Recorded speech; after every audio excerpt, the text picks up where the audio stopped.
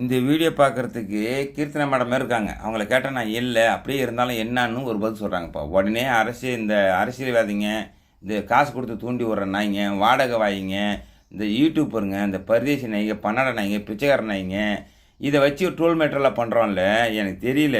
அவன் அவன் வூட்ல அக்கா, தங்கச்சி எல்லாம் புடவைய போத்தி இழுத்து எல்லாம் மூடிட்டு தான் இருக்காங்க 24 நேரமும். பாத்ரூம் போகும்போதெல்லாம். ஏன்டா அறிவு கெட்டவன்ல, உங்களலாம் அரசியல் பண்ணுறதுக்கு வேறு எதுவும் இல்லையா? அமைச்சர் ஊழல் பண்ணிட்டாங்க, அமைச்சர் கடமை சரியாக பண்ணல, அதை பற்றி பேசுங்கடா.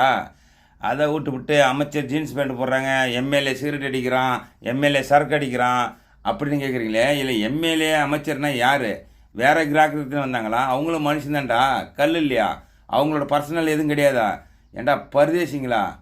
புடவை கட்டினவங்களாம் நல்லவங்களும் கிடையாது, ஜீன்ஸ் பேண்ட் போட்டவங்களாம் கெட்டவங்களும் கிடையாது. அவன் பார்க்குற பார்வையிலாண்டா இருக்குது பரதேசின் நாய்ங்களா.